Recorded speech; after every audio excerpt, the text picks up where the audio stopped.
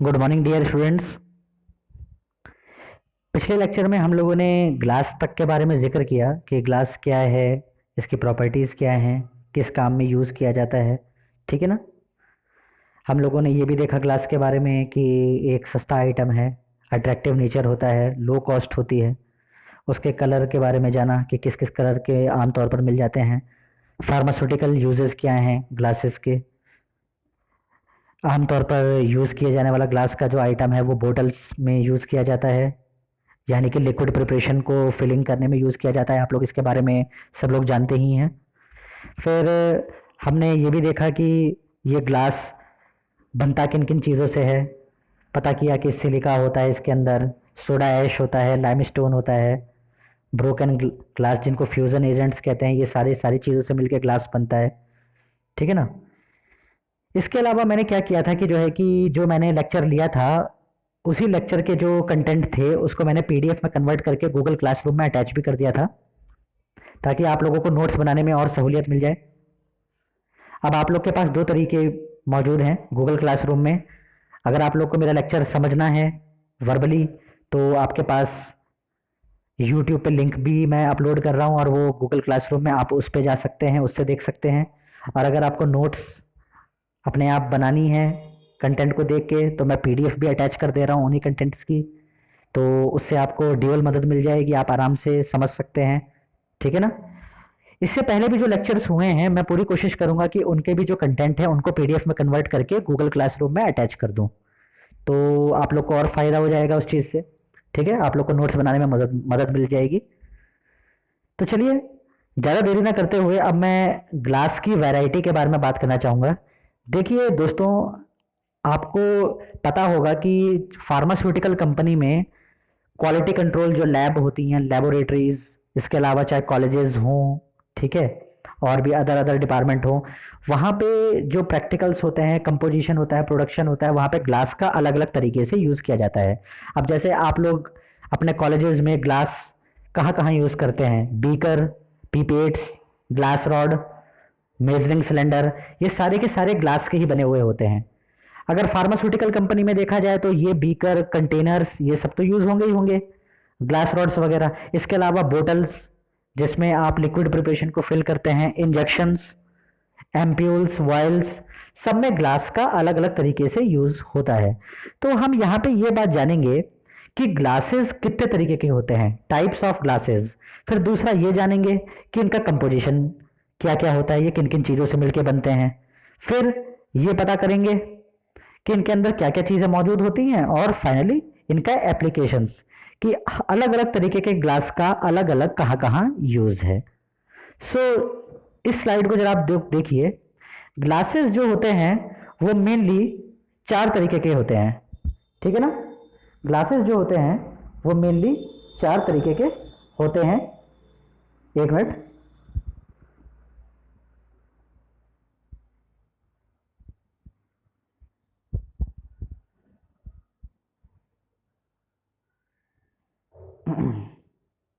Sorry.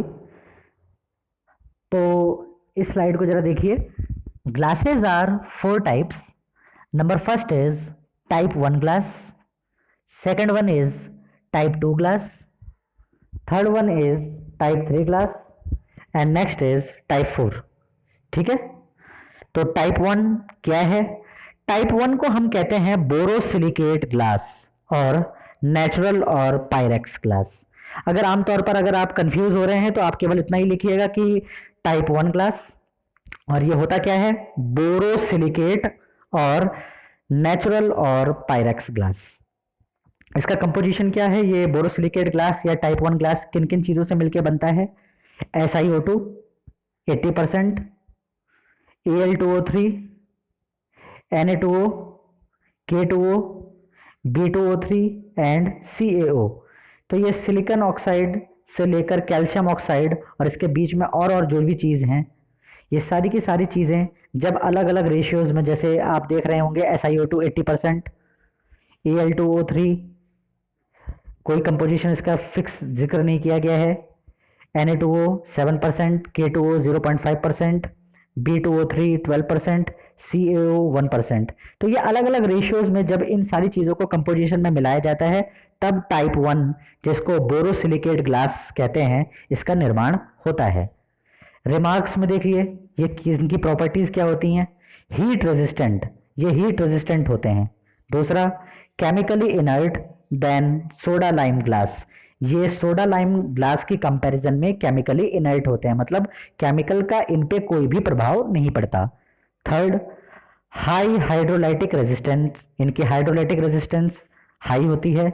Leaching of NaOH only, एक leaching property है जिसके बारे में मैं आपको बाद में बताऊंगा। ये ग्लास के अंदर की एक प्रॉपर्टी निकल के आते हैं जिसको कहते हैं लीचिंग प्रॉपर्टी, ठीक है। तो ये NaOH यानी सोडियम हाइड्रोक्साइड के साथ ही केवल होती है, ठीक है ना।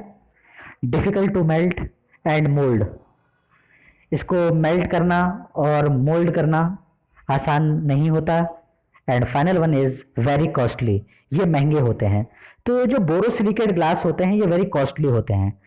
अब ये बोरोसिलिकेट ग्लास आम आप लोगों ने कहाँ पे देख रखा है, तो जितने भी लेबोरेटरी एपरेटस होते हैं, चाहे बीकर आप देख लीजिए, चाहे ग्लास रॉड देख लीजिए, चाहे पीपेट्स देख लीजिए, चाहे कॉनिकल फ्लास्क देख लीजिए, सब में आपने देखा होगा कि उसमें लिखा रहता है बोरोसिलिकेट ग्लास। इसीलिए आपने देखा होगा कोई भी केमिकल आप उस बीकर में, कॉनिकल फ्लास्क, किसी भी चीज में रख लीजिए, कोई केमिकल रिएक्शन नहीं होता। हीट कर दीजिए, आसानी से ब्रेक नहीं करते, ठीक है ना। तो ये सारी की सारी प्रॉपर्टी बोरोसिलिकेट ग्लासेस की होती है, जो आप लोगों ने भी देख रखा है, आपने टच करके भी देख रखा है, आपने इन पे काम करके भी देख रखा है। कॉस्टली होते हैं, ये बात आपको भी पता है, ठीक है ना।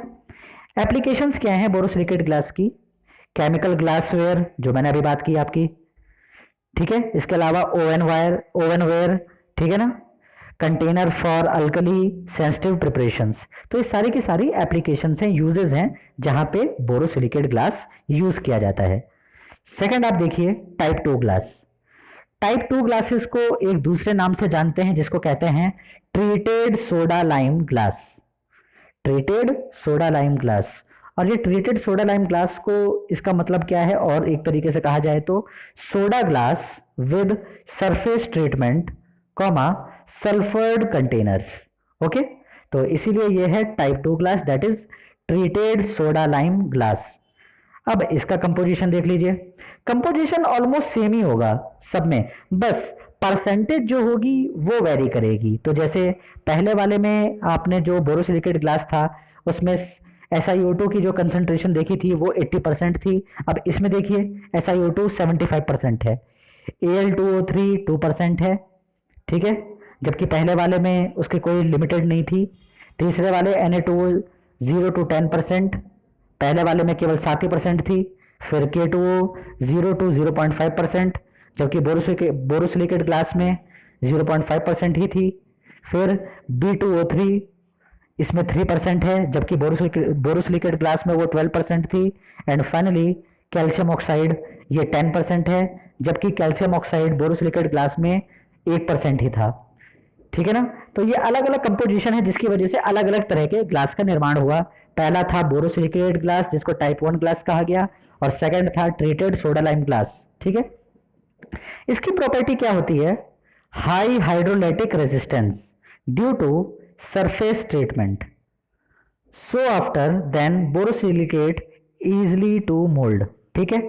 And finally cheaper than borosilicate. देखिए ये बात भी आ गई है, बोरोसिलिकेट ग्लास जो था वो महंगा था और जो ट्रीटेड सोडा लाइम ग्लास है वो सस्ता होता है।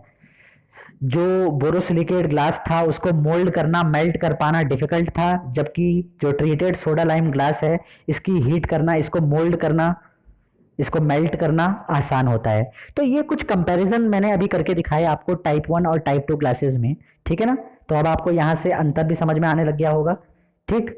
अब बात करते हैं इसके एप्लीकेशंस की, यानी कि इसकी यूजेस की। तो इसका कहाँ कहाँ यूज होता है, containers for alkali sensitive preparation comma for food blood comma plasma and infusion fluid comma parenteral used once only. यानी कि अगर मैं एक आम तौर पर अगर आपको इसको कहूं तो आपने अगर इंजेक्शंस देखे हों, इंजेक्शंस की बात कर रहा हूं मैं, तो उसमें दो तरीके के होते हैं। एक होता है वाइल, VOIL वाइल, एक होता है एम्प्यूल, AMPOULE, एम्प्यूल, ठीक है ना। तो एम्प्यूल क्या होता है? एम्प्यूल होता है केवल वन डोज, एक बार में इसके अंदर इंजेक्शन जो होता है लिया, उसको तोड़ा और फेंक दिया। और जो वायल होता है वो मल्टीपल ड्रग के लिए, यानी कि कई बार आप उस इंजेक्शंस को जब तक उसकी खुराक बंधी हुई है यूज कर सकते हैं। तो इंजेक्शंस की जो फिलिंग होती है, कुल मिला के बात में आपको ये अभी एम्प्यूल और वायल जो है आप लोग जब नेक्स्ट ईयर में होंगे तब आप इसके बारे में पढ़ेंगे फार्माटेक में और बाकी चीजों में, ठीक है ना। अभी तो मैं ज्यादा डीपली नहीं जाता, बस मैं इतना बता देता हूं आप लोगों को कि जितने भी इंजेक्शंस होते हैं, कंटेनर होते हैं, उनकी फिलिंग में ट्रीटेड सोडा लाइम ग्लास का यूज किया जाता है, ठीक है ना। अब नेक्स्ट स्लाइड की तरफ चलते हैं। Type 3 glass. टाइप 3 ग्लास को कहते हैं सोडा लाइम ग्लास और ऑर्डिनरी ग्लास। मतलब ये एक ऑर्डिनरी ग्लास होता है, सोडा लाइम ग्लास इसको कहते हैं, ठीक है। इसके अंदर भी जो एलिमेंट्स होते हैं, जो चीज़ें पाई जाती हैं वो तो सेम ही हैं, लेकिन जो परसेंटेज वाइज कंपोजिशन है बस वो ही अलग अलग होता है। जैसे इसका कंपोजिशन देख लीजिए, SiO2 75%, Al2O3 2%, Na2O 15%, K2O 0 to 0.5%, B2O3 3% and CaO 12%, ठीक है। इसकी प्रॉपर्टीज क्या होती हैं?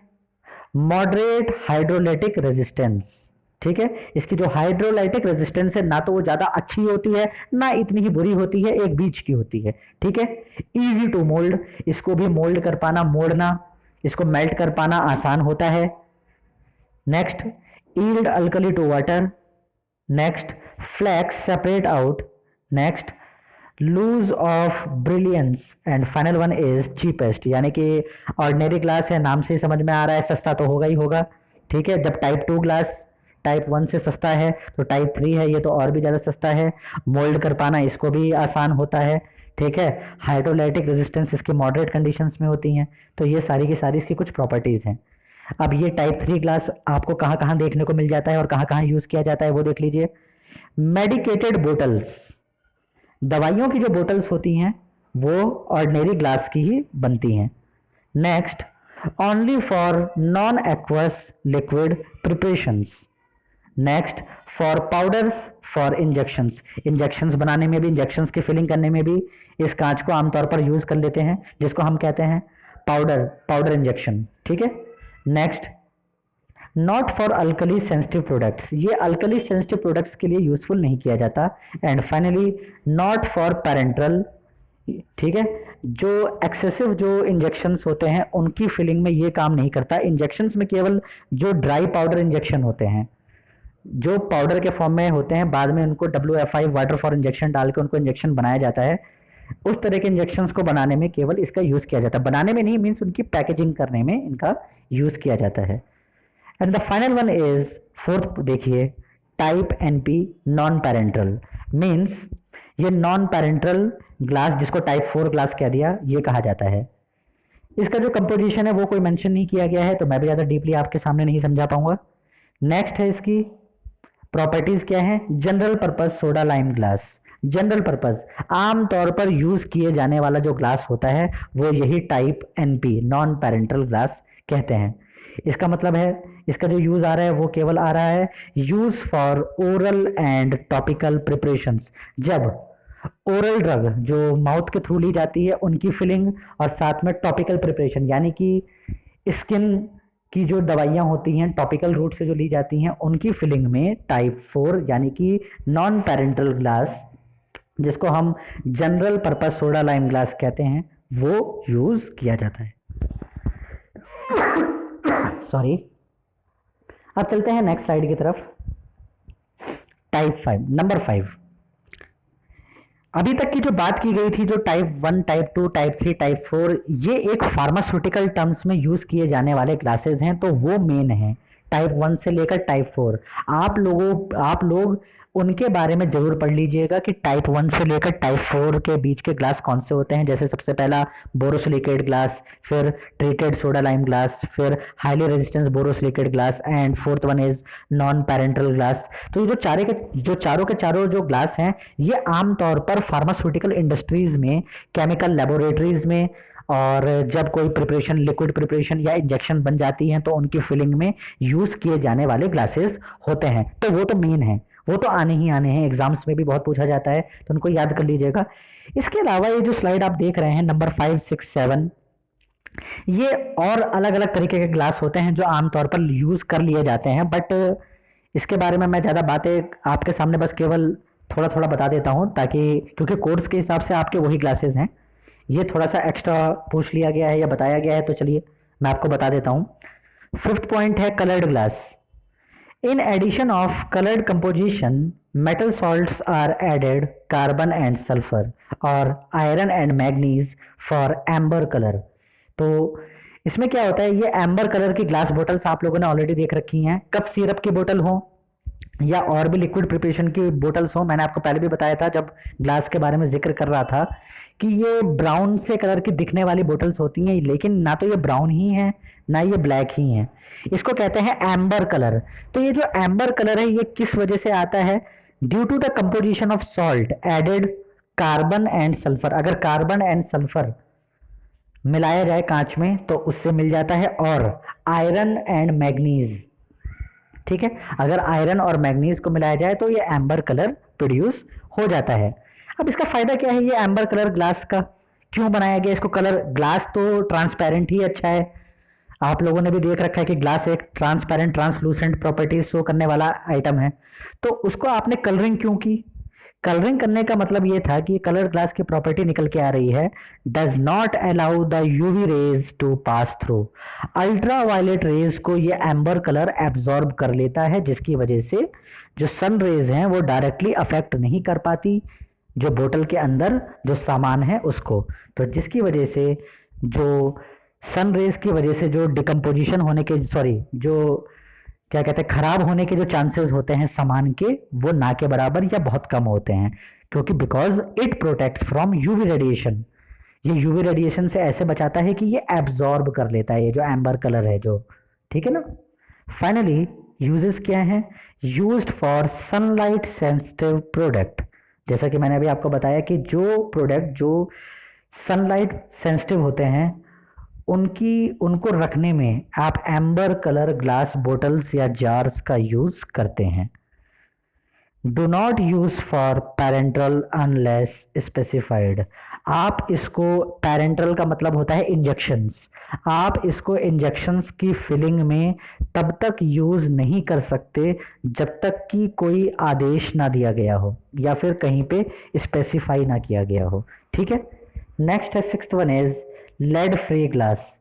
लेड फ्री ग्लास के कंपोजिशन का कोई जिक्र नहीं है, बस इसकी प्रॉपर्टी देख लीजिए। As lead monoxide is used in manufacturing of glass causes lead poisoning. दिक्कत इसके साथ यह है कि लेड से, क्योंकि लेड का कंपोजिशन अगर ग्लास में डाल दिया जाए तो कहीं ना कहीं ये दिक्कत आती है कि जिसकी वजह से लेड पॉइजनिंग होने के चांसेस बढ़ जाते हैं, ठीक है। तो ये कहाँ यूज हो रहा होगा, वैसे भी दिक्कत है कि ये लेड पॉइजनिंग होने के चांसेस हैं। Used for liquid preparation. Liquid preparations को भरने में इसको यूज कर लेते हैं, लेकिन एक आम तौर पर नहीं करते, बड़ा ही रेयर केस होगा, और वो लिक्विड भी ऐसी होंगी जो आप ओरली नहीं ले रहे हैं, जिनको आप बाहर के रूट से ले रहे हैं, ठीक है ना। Used when preparation meant for lead poisoning, example EDTA, ethyl diamine tetra acetate, इसको कहते हैं EDTA। ये एक चिलेटिंग एजेंट होता है, आप लोग इसके बारे में बाद में बात करेंगे, ठीक है। EDTA का पूरा फुल फॉर्म देख लीजिए। E स्टैंड करता है ethyl, D for di ethyl, ethyl, और D for diamine, T for tetra and A for acetic acid.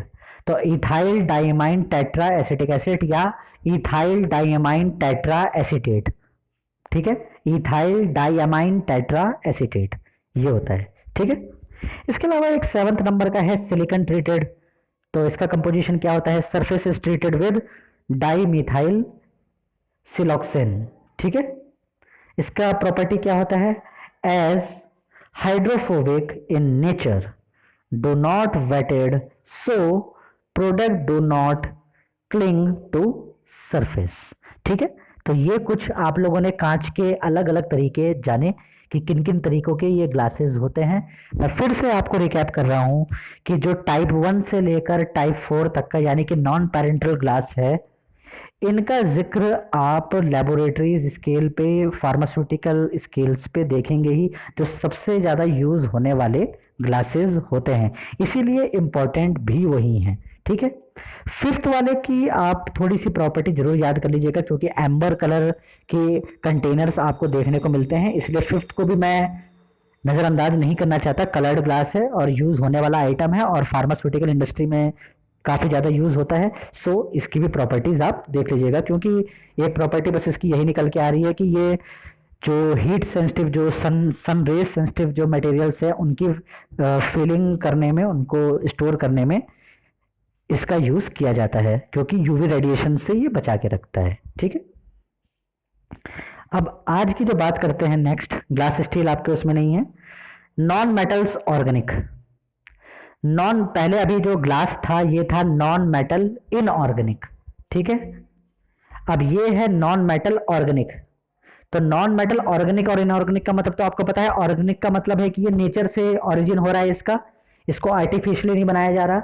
जबकि जो ग्लास था वो इनऑर्गेनिक था, मतलब इसको बनाया जा रहा था, सिंथेटिक तरीके से बनाया जा रहा था, उसमें अलग अलग कंपोजिशन डाली जा रही थी। बट रबर के केस में क्या है कि आपको भी पता है कि रबर का पेड़ होता है, रबर के पेड़ से जो वाइट वाइट सा प्रोडक्ट निकल के आता है मिल्की टाइप का, वो लेटेक्स होती है। उस लेटेक्स को जब हम अलग अलग तरीके से प्रोसेस करते हैं तब जाके हमको रबर मिलती है। तो ये नेचुरल फेनोमेना है, दैट्स वाई हमने रबर को कहा गया ऑर्गेनिक नॉन मेटल्स। तो अब रबर के बारे में जिक्र करते हैं। Mainly two material are widely used in plant construction of this group. कहने का मतलब यह है कि दो मटेरियल आमतौर पर किसी भी प्लांट कंस्ट्रक्शंस में यूज किए जाने वाले होते हैं। नंबर 1 होता है रबर और सेकंड होता है प्लास्टिक। हाँ, तो ये बात बिल्कुल सही है कि सबसे पहले रबर यूज किया जाता है और सेकंड वन होता है प्लास्टिक। इसके अलावा जो और चीज़ें जो प्लांट कंस्ट्रक्शंस में यूज की जाती हैं, जो नॉन मेटालिक होती हैं, वो होती हैं वुड, टिम्बर यानी कि लकड़ी, कार्बन स्लैश ग्रेफाइट यानी carbon, next silica ware, silica ware, ठीक है ना, यानी रेतीला। ठीक है ना, तो ये सारी की सारी चीज़ें जो होती हैं ये नॉन मेटालिक ऑर्गेनिक कंपाउंड्स हैं जो फार्मास्यूटिकल कंस्ट्रक्शंस में यूज किए जाते हैं। अब रबर के बारे में जिक्र करते हैं कि व्हाट इज रबर। तो rubber is used as such और as lining material for constructions of plant. ठीक है, तो ये एक लाइनिंग मटेरियल के लिए, एक लाइनिंग मटेरियल के तरीके से यूज किया जाता है जब किसी प्लांट का कंस्ट्रक्शंस हो रहा होता है। तो both nature and synthetic rubber are used. जो नेचुरल रबर जो प्लांट से ओरिजिन होता है वो भी यूज किया जाता है, और सिंथेटिक का मतलब जो नेचुरल रबर के अंदर हम केमिकल को डाल डाल के उनके मॉडिफिकेशंस कर देते हैं। ठीक है ना, तो उससे जो रबर निकल के आता है उसको कहते हैं सिंथेटिक रबर। तो दोनों नेचुरल रबर और सिंथेटिक रबर दोनों प्लांट कंस्ट्रक्शंस में as a lining material used किए जाते हैं। अब बात करते हैं टाइप्स ऑफ रबर। रबर के कितने टाइप्स होते हैं। Number first is natural rubber, अभी बताया आपको। ठीक है, सेकंड है सॉफ्ट रबर, थर्ड है हार्ड रबर, फोर्थ है सिंथेटिक रबर। अब सिंथेटिक रबर के अंदर जो फर्दर क्लासिफाई किया गया है वो देख लीजिए। Neoprene, number b is nitrile rubber, c is butyl rubber, d is silicone rubber and e is polyisoprene rubber. तो ये neoprene, nitrile rubber, butyl rubber, silicone rubber, polyisoprene rubber, ये सारे के सारे सिंथेटिक रबर्स हैं। ये सब चीजें आपको याद करनी ही पड़ेंगी, सो प्लीज इसको ध्यान से देखते रहिएगा। अब बात करते हैं ideal quality of rubber for closure. Closure का मतलब आपको नाम से समझ में आ रहा होगा, जो कंटेनर के ऊपर जो ढक्कन यूज किए जाते हैं, ढक्कन, उनको हम कहते हैं क्लोजर। ठीक है, तो कोई भी बोतल है, कोई भी जार है, उसके माउथ को क्लोज करने के लिए आप जिन चीजों का सहारा लेते हैं उनको हम कहते हैं क्लोजर्स। और एक देहाती भाषा में, एक आम भाषा में क्लोजर्स को हम कहते हैं ढक्कन। ठीक है ना। सो अब हम बात करते हैं, क्योंकि और ये बात भी आपने देखी होगी कि जो क्लोजर्स होते हैं, क्लोजर्स में रबर का यूज किया जाता है। सीलिंग करते समय। ओके, तो रबर एज ए क्लोजर कहाँ यूज की जाती है और उसकी प्रॉपर्टी क्या क्या होनी चाहिए वो देख लीजिए। Number first is softness and elasticity. ये तो देखिए सबसे मेन इंपॉर्टेंट प्रॉपर्टी होनी चाहिए किसी भी रबर की, कि इलास्टिक, खिंचाव उसका ठीक ठाक हो, सॉफ्ट हो। Okay, number second is impermeable to air and moisture. कैसे भी करके ये इतनी टाइट इसकी सीलिंग करा दी जाए इस रबर की कि बाहर की हवा या मॉइस्चर अंदर के मटेरियल तक ना जा सके। मींस एंट्रैपमेंट बहुत अच्छा हो, ठीक है। एंट्रैपमेंट मतलब सॉरी, जो सीलिंग हो वो बहुत अच्छे तरीके से हो।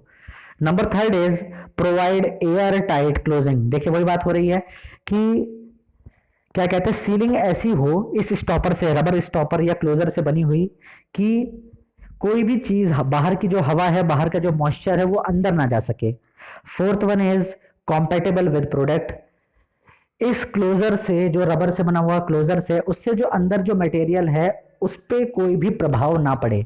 मीन्स ये केमिकली इनर्ट होना चाहिए। लगा दिया गया है ओके, ठीक है, बट कोई केमिकल रिएक्शन ना हो इसका, जो अंदर जो फिलिंग मटेरियल भरा पड़ा है उससे कुछ भी। ओके, नेक्स्ट है do not migrate any additives to the preparation. कैसे भी करके बाहर का कोई भी सामान उसके अंदर मिक्स ना हो जाए जो अंदर सामान है। तो ये स्टॉपर या ये क्लोजर रबर का ऐसा ही बना होना चाहिए। Sixth is negligible extraction of preparation ingredient. Seventh one is withstand sterilisation temperature. Sterilisation एक प्रोसेस होता है जिसमें हम किसी भी चीज को फ्री फ्रॉम माइक्रो ऑर्गेनिज्म करते हैं। फिर से मेरी बात को सुन लीजिए। Sterilisation is the process in which anything, any compound, any container, any material is completely freed, completely prevent from microbial growth. Microbe से बचाने के लिए, ठीक है ना। अगर हिंदी में बोलूं तो ये एक ऐसा प्रोसेस है जिससे आप किसी भी चीज को, किसी भी कंटेनर को, किसी भी सामान को माइक्रोबियल कॉन्टामिनेशन होने से बचा लेते हैं, ताकि कोई बैक्टीरियल ग्रोथ ना हो जाए, कोई वायरस ग्रोथ ना हो जाए, कुछ भी ना हो जाए। इसको कहते हैं हम स्टरलाइजेशन। सो इस पॉइंट का मतलब समझ लीजिए, विद स्टैंड स्टरलाइजेशन टेम्परेचर। जब कोई सामान की फिलिंग कर दी जाए जार्स में या बोतल्स में, और उनके रबर के क्लोजर लगा के उनको बंद कर दिया जाए, और जब इनको स्टरलाइजेशन किया जाए, इस प्रोसेस को किया जाए, तो टेम्परेचर तक, जितना टेम्परेचर चाहिए स्टरलाइजेशन तक, तब तक इन स्टॉपर पे, इस रबर पे कोई दिक्कत ना आए, ये कोई पिघले ना। ये इतना टेम्परेचर, इसकी होल्डिंग कैपेसिटी होनी चाहिए। नेक्स्ट है good ageing qualities. Ninth one is oil reciting for oil preparation, and the 10th one is do not yield any fragment। तो आज के लेक्चर में हम लोगों ने अभी तक बात की रबर की, इससे पहले बात की ग्लासेस के टाइप्स की, ठीक है। जब हम नेक्स्ट लेक्चर में आएंगे तो हम बात करेंगे कि नेचुरल रबर क्या होता है, सॉफ्ट रबर क्या होता है, फिर अलग अलग सिंथेटिक रबर के बारे में जानेंगे। उम्मीद करता हूं आप लोगों को मेरा ये लेक्चर समझ में आया होगा। इस वीडियो के साथ साथ मैं आज के लेक्चर का जो कंटेंट है वो भी पीडीएफ फॉर्मेट में कन्वर्ट करके आप लोगों के सामने अभी अटैच कर दूंगा गूगल क्लासरूम में। आप वीडियो भी देखिए और पीडीएफ भी देखिए, दोनों से आपको नोट्स बनाने में बहुत मदद मिलेगी। Okay, thank you.